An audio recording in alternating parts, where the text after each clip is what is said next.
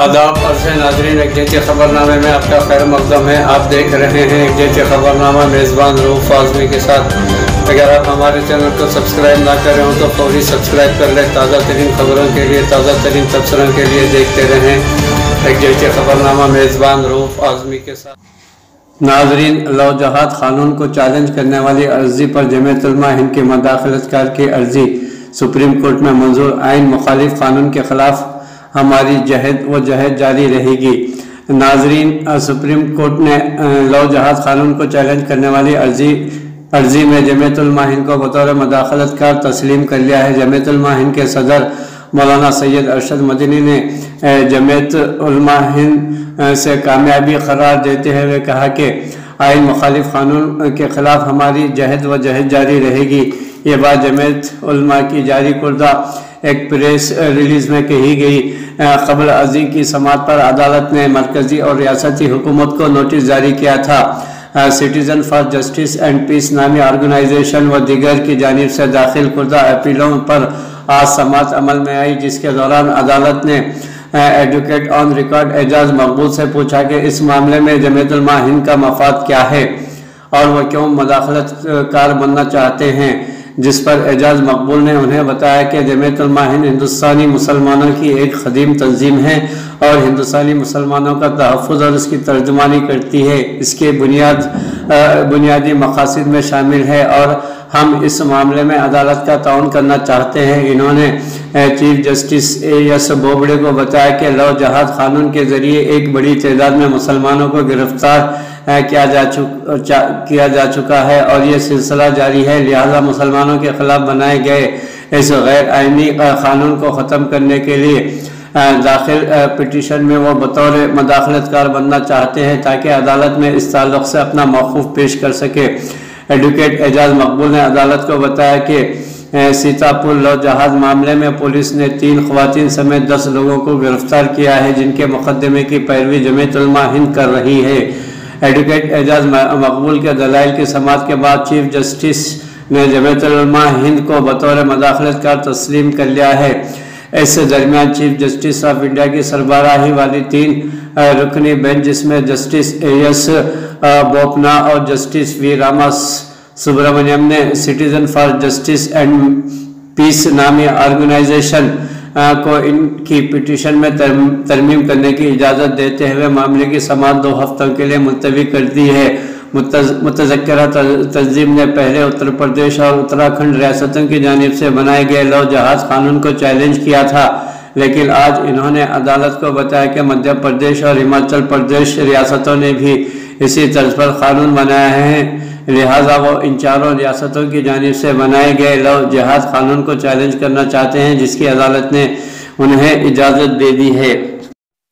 वाज़ेह रहे कि advocate on record Ejaz मकबूल ने सदर जमीयत उलमा हिंद हज़रत मौलाना सैयद अरशद मदनी की हिदायत पर जमीयत उलमा क़ानूनी इमदाद कमेटी के सरबराह और गुलजार आज़मी की जानिब से मदाखलतकार की पिटीशन दाखिल की थी, जिसमें लिखा है कि गैर क़ानूनी तब्दीली मजहब माने ऑर्डिनेंस 2020 ईस्वी को उत्तर प्रदेश हुकूमत ने मंजूरी दे दी है, जबकि उत्तराखंड हुकूमत ने फ्रीडम ऑफ रिलीजन नामी क़ानून को मंजूरी दी है।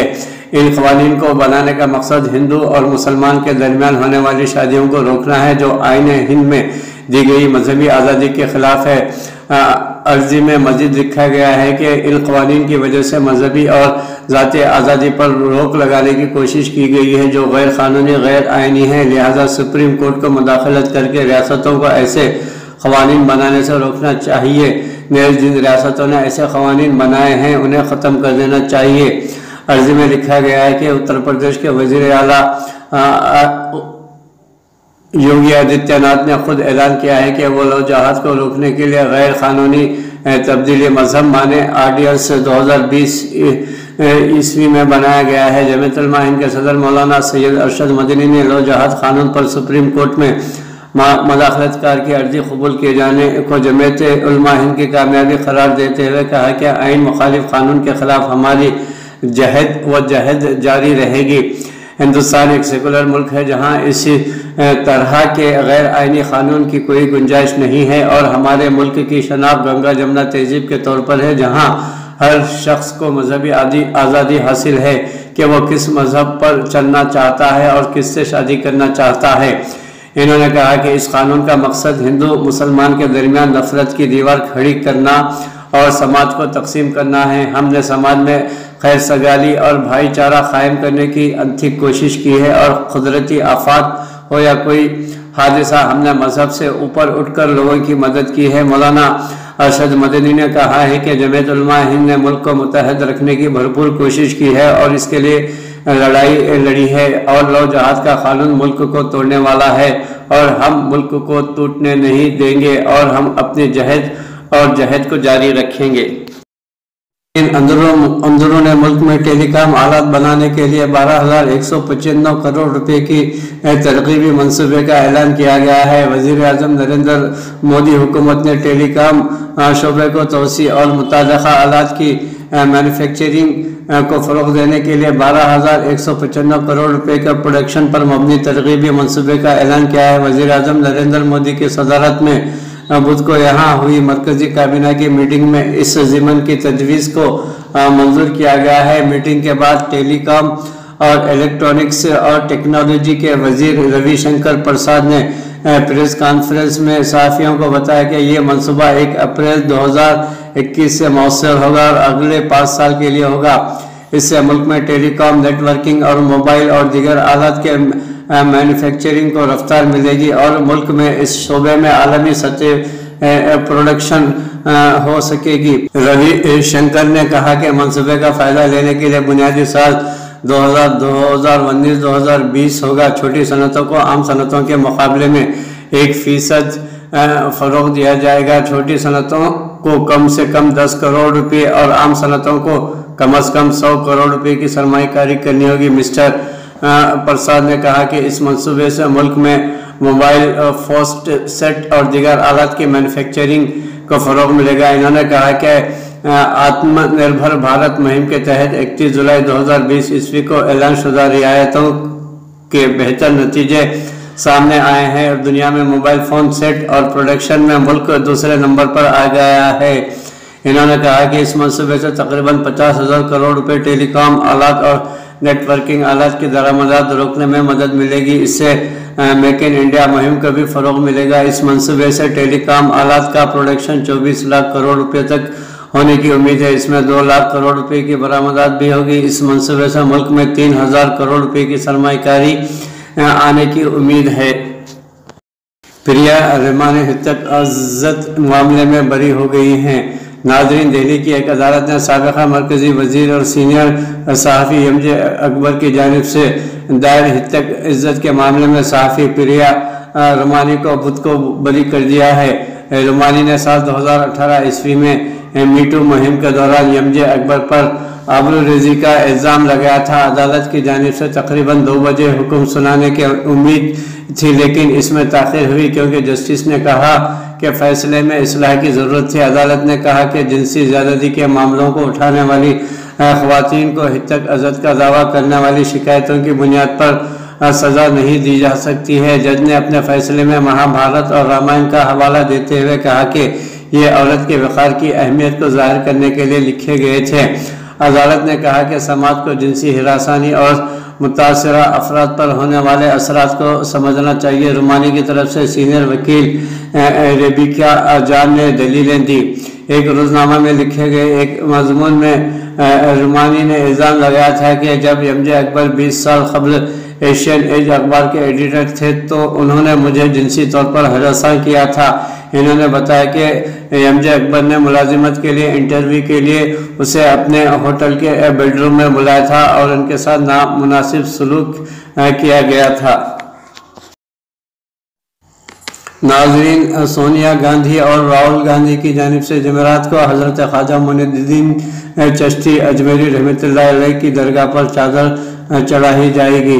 ناظرین، آل انڈیا کانگریس کمیٹی کی قومی صدر سونیا گاندھی اور سابقہ صدر راہل گاندھی کی جانب سے جمعرات کو حضرت خواجہ معین الدین چشتی حسن سنجری رحمۃ اللہ علیہ کے 890ویں عرس کے موقع پر ان کی درگاہ پر چادر پیش کی جائے گی۔ انڈین نیشنل کانگریس کے اقلیتی شعبے کے صدر नदीम जावेद इस चादर के साथ जुमेरात की सुबह अजमेर शरीफ पहुंचेंगे। चादर चढ़ाने के दौरान इनके साथ वजीर आला अशोक गहलोत, रियासती कांग्रेस के सदर गोविंद सिंह डोटासरा, साबिक नायब सदर आला सचिन पायलट भी मौजूद होंगे। इस मौके पर मिस्टर जावेद मिसेस इंदिरा गांधी का पैगाम पढ़ेंगे। काबिल जिक्र है कि मिस्टर सोनिया गांधी और मिस्टर राहुल गांधी की जानिब से मंगल को दिल्ली में मिस्टर राहुल गांधी ने मिस्टर जावेद को ये चादर सौंपी थी।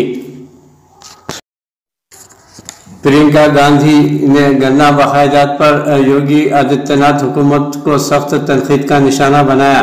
कांग्रेस जनरल सेक्रेटरी प्रियंका गांधी वाड्रा ने उत्तर प्रदेश में गन्ना किसानों की चीनी मिलों पर बकायदात के सिलसिले में रियासत योगी हुकूमत को तनकीद करते हुए कहा कि किसानों को 14 दिनों में अदायगी का वादा महज एक जुमला साबित हुआ है।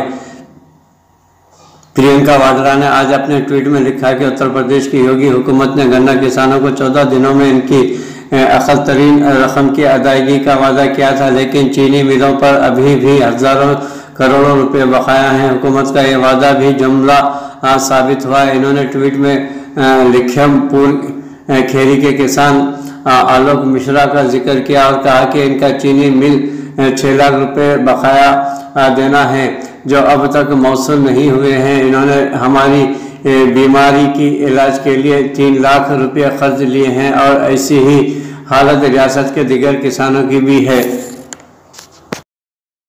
नाजरीन, सरहदी इलाकों में बुनियादी ढांचे की तामीर के लिए बॉर्डर रोड ऑर्गेनाइजेशन के बजट में इजाफा किया गया है। मशरक़ी लद्दाख में चीन के साथ गुज़िश्ता 10 माह से जारी तनाज़े के दौरान हुकूमत ने सरहद पर अगले मोर्चों तक पहुंचने के लिए ढांचे जाती सहूलियात बढ़ाने के मकसद से बॉर्डर रोड ऑर्गेनाइजेशन के लिए बजट अलाटमेंट में इजाफा किया गया है। वजारत दफ़ा ने आज बताया कि सड़कों की तरक्याती मनसूबों के लिए 2021-2022 के लिए मुख्तस रकम तकरीबन 5,538.23 करोड़ रुपये से बढ़ाकर 6,004.8 करोड़ रुपये कर दी गई है। सड़कों की देखभाल के लिए मुख्तस रकम 750 करोड़ रुपये के बजाय 6,004.08 करोड़ रुपये कर दी गई है। नए सरमायाकारी के काम के लिए अलाटमेंट में 2,300 करोड़ रुपये के बजाय 2,500 करोड़ रुपये का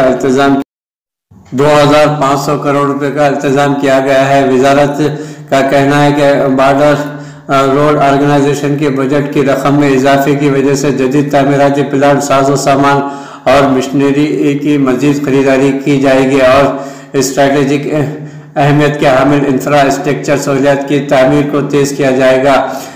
नए सरहदी इलाकों में सड़कों और दीगर बुनियादी ढांचे की सहूलियात की बेहतर बहाली की जाएगी। बढ़ी हुई रकम खास तौर पर शुमाली और शुमाली मशरक़ी इलाकों में सड़कें, सुरंगें और स्ट्रैटेजिक अहमियत के पुलों की तामीर में तेज़ी लाई जाएगी।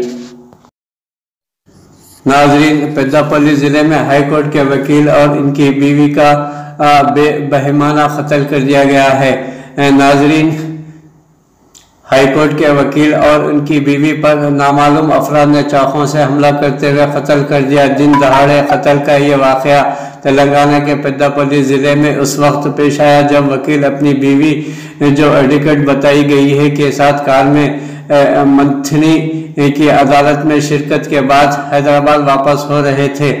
इस दौरान कलवा चरला के पास हाईकोर्ट के वकील गुट्टू वामन राव और नागामणि की कार को रोका गया और जोड़े पर नामालूम अफराद ने चाकुओं से दीवाना वार करते हुए हलाक कर दिया और फरार हो गए। पुलिस ने दोनों को शदीद जख्मी हालत में पेद्दापल्ली सरकारी दवाखाना पहुंचाया। डॉक्टरों ने बताया कि इलाज के दौरान बीवी और शौहर की मौत हो गई है। पुलिस का ख्याल है कि कत्ल का मनसूबा बंदी के तहत किया गया है।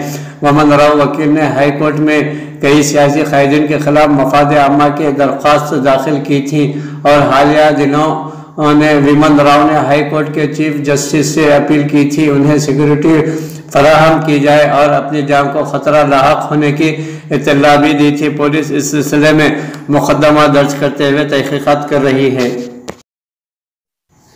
नाजरीन, बलूचिस्तान कोयले की कान में धमाके से 4 मजदूर हलाक।